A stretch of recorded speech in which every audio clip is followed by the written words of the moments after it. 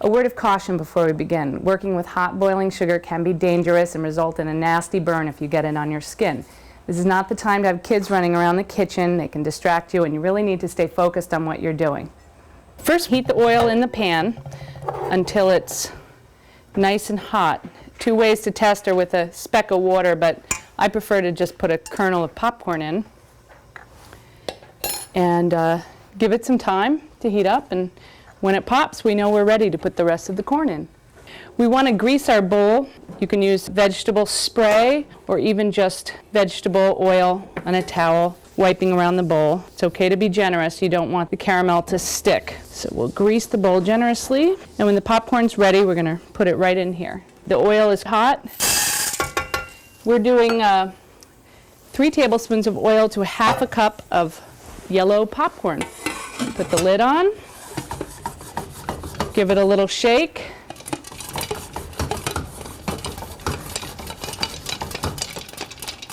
We're going to keep going until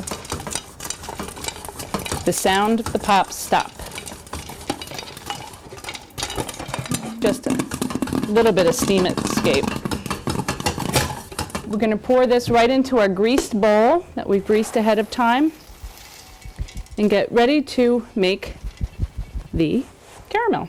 We're ready to make our caramel. The most important thing is to make sure you have everything ready. We want to have our baking soda measured out, 1½ teaspoons. Our 3 cups of sugar goes in to 1 cup of water. And our butter, 3 tablespoons of butter. And 1.5 tablespoons of kosher salt. And we're going to stir this until it's dissolved over high heat.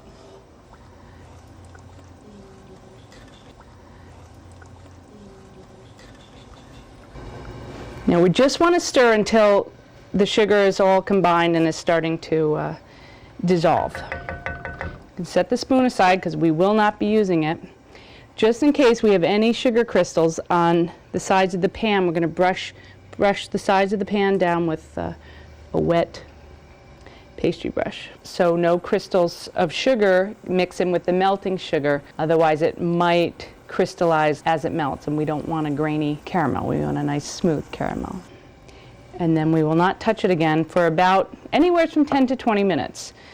You really have to watch the caramel as it cooks, even though it takes a while to get there. It will start to color, and the moment's going to come on very fast. You can start to really pay attention after 10 minutes. We're going to be looking for some browns starting to occur around the edges. When the caramel reaches its proper color, we're going to take it off the heat and quickly pour in our baking soda and whisk it together before we pour it over the popcorn.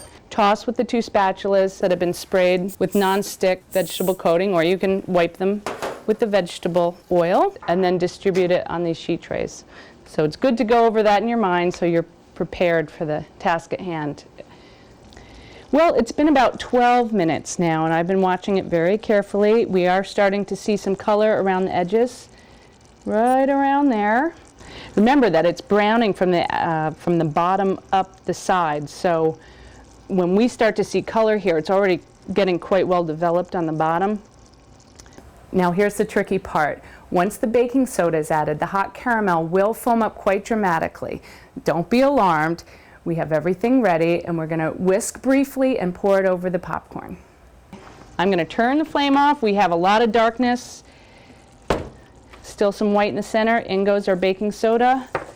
We have the foaming action. This aerates the caramel, and it's going to be what allows the caramel to disperse itself through the popcorn and really be pliable enough to spread. We don't worry about what's left in the pan.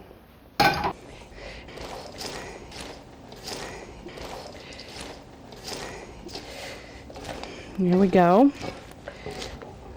It's still workable. We're going to toss it until we feel like it's starting to get stiff.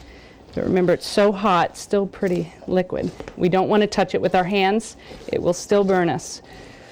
Okay, it's starting to stiffen up. You can see that vegetable spray on our spatulas really helps. And we want to spread it. Oh, what nice coverage we got on there. imagine how nice and glossy when this dries. It will just be like sugar-coated caramel slick popcorn. We're putting it on the parchment paper because, of course, that helps release the sugar. I'm starting to get a few strands because I wasn't working quite fast enough, but that's okay. We don't want to move it too much because as it cools, it will break apart. That looks really good. One way that we've found that makes it really cute to serve it to friends is fold up yourself a little cone, maybe made out of a cute origami paper, and it makes a nice party presentation, especially for the kids or adventurous adults. And you can set one or several of these out in a dish.